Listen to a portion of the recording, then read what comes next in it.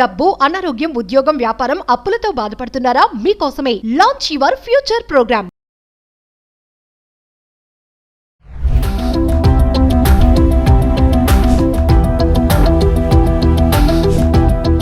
నమస్తే, welcome back to Suman TV. ప్రస్తుతం మనతో పాటు ఉన్నారు consumers affairs committee chairman Mandadi Krishna Reddy గారు. నమస్తే సార్. నమస్తే అమ్మా. కోర్టులో న్యాయం తీర్చాల్సిన న్యాయమూర్తి ఒక వృద్ధ దంపతుల దగ్గరికి వచ్చి వివరాలు అడిగి, కేసు వివరాలు ఇవన్నీ అడిగి కనుక్కొని అక్కడక్కడే తీర్పు చెప్పారంట. నిజామాబాద్ జిల్లాలో జరిగిన ఘటన ఇది. మరి ఇలాంటి న్యాయమూర్తులు ఇంకా ముందుకు రావాలని చాలా మంది ప్రశంసలు వర్షం కురిపిస్తున్నారు. దీన్ని ఎలా చూడొచ్చు అంటారు? ఇది ఒక రకమైన రిమార్కబుల్ ఐడియా అమ్మ ఇంతవరకు. ఎందుకంటే న్యాయ చరిత్రలో ఇది చెప్పుకోదగినటువంటి ఒక అంశం.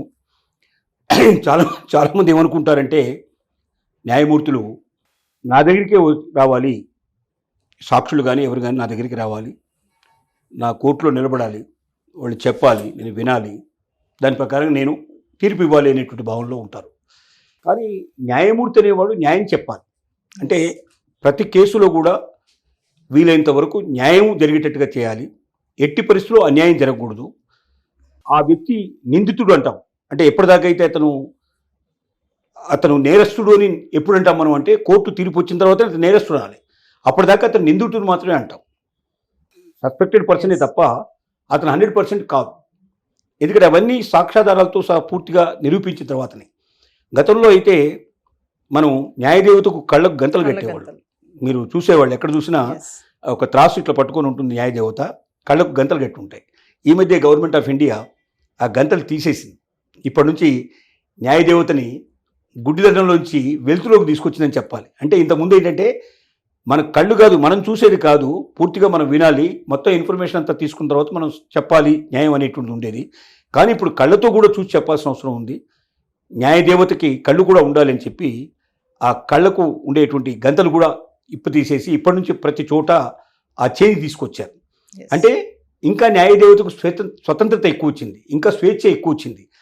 ఇది భారతదేశం యొక్క శిక్షాస్మృతిలో తీసుకొచ్చినటువంటి మార్పు.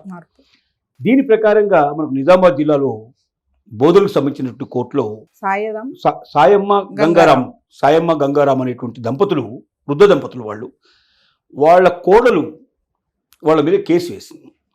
అంటే నా భర్తతో పాటుగా నా అత్త మామలు కూడా నన్ను చాలా బాధ పెట్టారు, నన్ను హింస పెట్టారు అని రకరకాలుగా ఆవిడ కేసు పెట్టింది. ఈ కేసు 2 ఏళ్ళు దాదాపు నడిచింది కోర్టులో, బోధన కోర్టులో నడిచింది. ఈ 2 సంవత్సరాల పాటు ఆ వృద్ధ దంపతులు బోధనకు చాలా దూరంలో ఉంటుంది వాళ్ళ వీరు. ఆ విలేజ్ నుంచి ఇక్కడ దాకా రావాలి. వాళ్ళు చాలా కష్టాలు పడి అక్కడ రావడం, అంటే పేదవాళ్ళు, అసలు అక్కడ దాకా రావడానికి కూడా వాళ్ళకి అవకాశం లేదు. పిల్లలు చూడలేని పరిస్థితి ఏర్పడింది. వాళ్ళిద్దరే బతుకుతూ జీవనోపాధి సాగిస్తూ ఏదో కాయ కష్టం చేసుకుని బతుకుతూ వాళ్ళు అక్కడ దాకా వస్తున్నారు.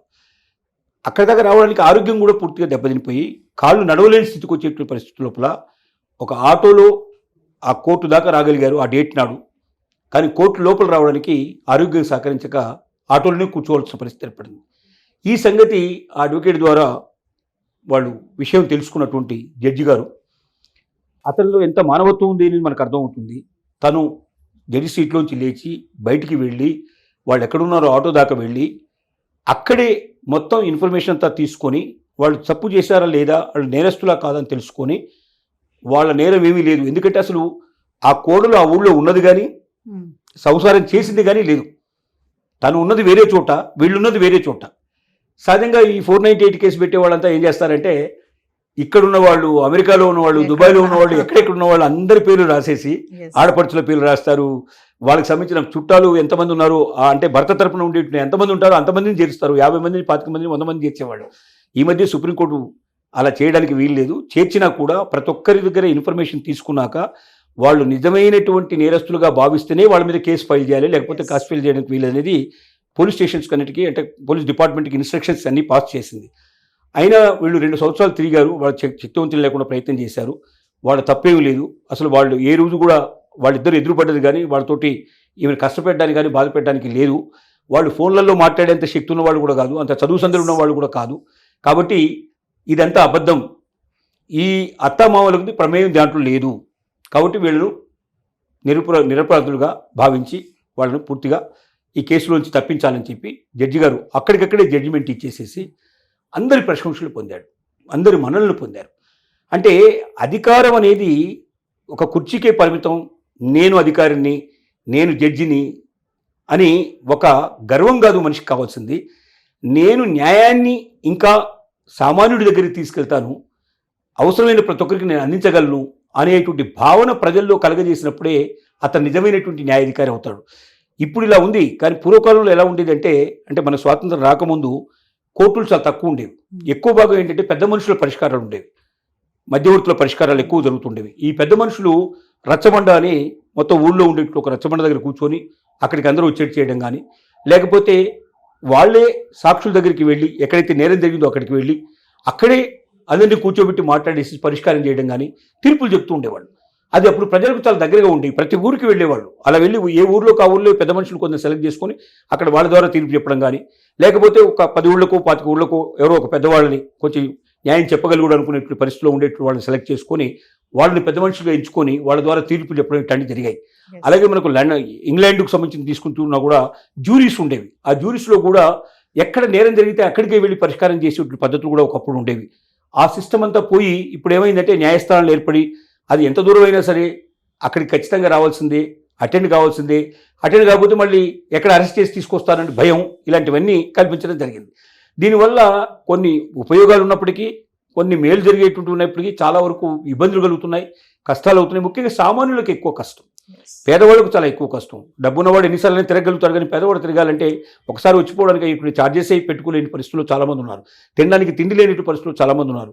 వీటన్నిటి దృష్టిలో పెట్టుకుని సామాన్యుడికి న్యాయం చేయగలిగే పద్ధతిలో ఉండే న్యాయాధికారే నిజమైన న్యాయాధికారి అని అనిపించేటట్టుగా ఈ తీర్పు చెప్పడం ద్వారా చాలామంది న్యాయాధికారుల యొక్క కనువిప్పు కలిగించి మనం భవిష్యత్తులో మనం కూడా ఈ రకంగా వెళితే ప్రజలు మనల్ని మెచ్చుకుంటారు, ప్రశంసలు అందిస్తారు, వాళ్ళ యొక్క ప్రేమానురాగాలు మనకు దొరుకుతాయి, వాళ్ళ ఆశీర్వచనాలు మనకు దొరుకుతాయని చెప్పి అనిపించేటట్టుగా ఇచ్చిన ఈ తీర్పుకి ఆ న్యాయాధికారికి మనం తప్పనిసరిగా చేతులెత్తి నమస్కారం పెట్టాల్సిందే. మామూలుగా ఇలాంటి సంఘటనలు మనం సినిమాల్లో చూస్తుంటాం కదా సార్, ఇది రియల్గా జరిగింది కూడా, ఆయన రియల్ హీరో అనొచ్చు ఆయనని. ఖచ్చితంగా వీళ్ళందరూ రియల్ హీరోస్, వీళ్ళంతా నిజమైన హీరోసే. హీరో అంటే ఏమిటి, మనకు సమాజం లోపల ఎక్కువ మందికి పనికొచ్చేటువంటి దాంట్లో ఎక్కువ మందికి న్యాయం జరగడం, లేకపోతే వాళ్ళకి ఆనందం కలిగించడము, సంతోషం కలిగించడము, ఎక్కువ మంది మెచ్చుకోలుగా మనం ఏదైనా పని చేస్తే దాన్ని హీరో అంటాం, హీరోయిజం అంటాం దాన్ని. నాయకుడి లక్షణం, కథానాయకుడి లక్షణం ఏమిటంటే ఎక్కువ మందిని ఆనందపరచడం, సంతోషపరచడం. అలాగే ఇప్పుడు ఈ తీర్పు చెప్పినప్పుడు ఇట్లా వచ్చి ఇట్లా బయటకు వచ్చి చెప్పాడు, ఇట్లా వాళ్ళు రాలేని పరిస్థితిలో ఉన్నారు, వాళ్ళు పేదరికంలో ఉన్నారు, వాళ్ళకి న్యాయం జరిగింది, ఈ రోజుతో వాళ్ళు విముక్తి కలిగారంటే ఎంతమంది సంతోషపడతారు. అయ్యా ఇలాంటి వాడు ఉండాలయ్యా, ఇలాంటి న్యాయాధికారి ఉండాలని ప్రతి ఒక్కరు కూడా ప్రశంసిస్తారు. అలాంటి ప్రశంసలు అందుకోవడం అనేది నిజమైన హీరోయిజం అనే చెప్పుకోవాలి. Thank you sir.